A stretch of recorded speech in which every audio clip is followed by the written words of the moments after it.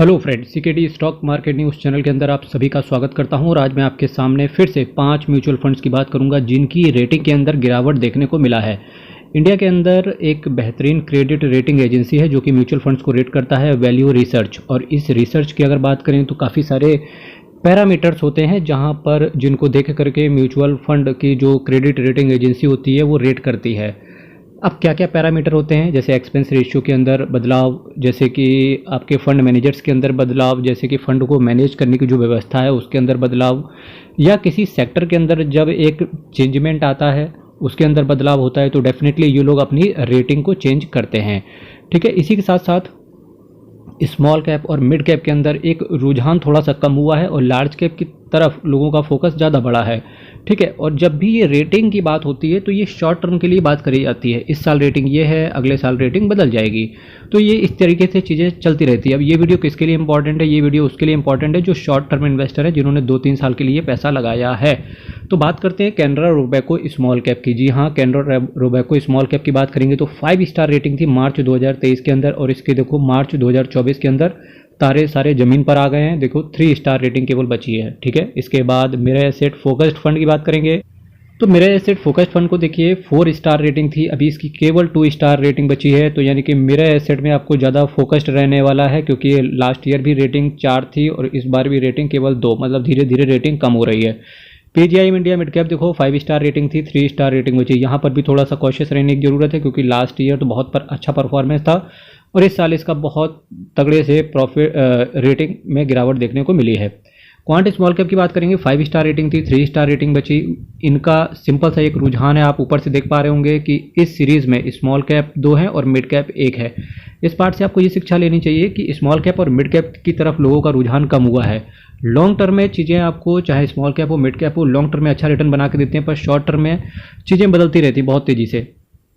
अब जैसे इस समय जो रुझान है वो मल्टी कैप की तरफ या फिर मल्टी एसेट एलोकेशन फंड की तरफ या फिर लार्ज कैप की तरफ अच्छा रुझान देखने को मिलेगा, यानी कि अच्छा रिटर्न देखने को मिलेगा। वहीं स्मॉल कैप और मिड कैप के अंदर शॉर्ट टर्म के लिए थोड़ा सा पैनिक क्रिएट हो गया है। पर क्या डरने की चीज़ है? जो लॉन्ग टर्म इन्वेस्टर है उन्हें बिल्कुल डरने की जरूरत नहीं है, क्योंकि जो रेटिंग होती है ये शॉर्ट टर्म के हिसाब से दी जाती है। क्योंकि आप देख रहे होंगे मार्च 2023 के अंदर ये रेटिंग है, मार्च 2024 के अंदर हर साल रेटिंग करी जाती है। क्वांट स्मॉल कैप देखो 5 स्टार की जगह 3 स्टार रेटिंग आ गई। यूटीआई फ्लेक्सी कैप देखो 3 स्टार था, केवल 1 स्टार बचा। अब यहाँ पर मैं यूटीआई के लिए तो सिंपल सा कह सकता हूँ कि तारे ज़मीन पर, जितने ये स्टार हैं पूरा ज़मीन पर आ गए हैं, केवल 1 स्टार बचा। तो यूटीआई में बहुत ज़्यादा जिनका भी पैसा पड़ा हुआ है यूटीआई फ्लेक्सी कैप के अंदर, एक बार अपने फाइनेंशियल एडवाइजर से ज़रूर संपर्क कर लें। मेरे भाई चैनल को सब्सक्राइब कीजिएगा। साथ ही साथ ये भी आपको बताना चाहूँगा, आप एक चीज़ पर और नज़र रखना कि इस समय का जो शेयर मार्केट चल रहा है, यानी कि जो कल का शेयर मार्केट था और जो आज का शेयर मार्केट है, इसमें बदलाव क्या देखने को मिल रहा है। आप देखेंगे कि सेंसेक्स, निफ्टी 50, निफ्टी बैंक और निफ्टी मिड कैप, यानी कि जो मिड कैप कैटेगरी के म्यूचुअल फंड से, स्मॉल कैप कैटेगरी के म्यूचुअल फंड से, लार्ज कैप कैटेगरी के जो म्यूचुअल फंड्स हैं उनके अंदर क्या रहा होगा। हो सकता है ये इंडेक्स पॉजिटिव, हो सकता है क्या है, इंडेक्स पॉजिटिव ही है।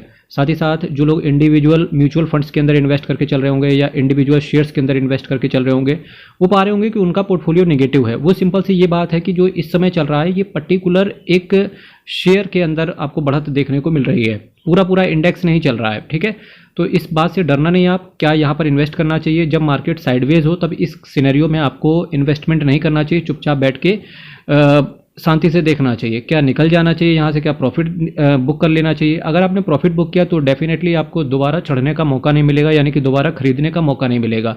हाँ, अगर आपकी बहुत ज़्यादा चेष्टा है कि पैसा डालना ही है तो डेफिनेटली आप इन्वेस्ट कर सकते हो। पर एक चीज़ है, किसी भी म्यूचुअल फंड में, किसी भी शेयर में इन्वेस्ट करने से पहले एक बार अपने फाइनेंशियल एडवाइजर से जरूर पूछ लेना, क्योंकि मार्केट चूंकि ऑल टाइम हाई पर है और कुछ भी हो सकता है। जैसे निफ्टी ऑटो के अंदर गिरावट देखने को मिल रही है, निफ्टी फार्मा के अंदर भी गिरावट देखने को मिल रही है। बाकी देखिए ऑल इन ऑल अगर आप पाएंगे तो पूरा इंडेक्स पॉजिटिव ही चल रहा है, पर वहाँ पर शेयर्स के अंदर गिरावट देखने को मिल रही है, पोर्टफोलियो के अंदर गिरावट है।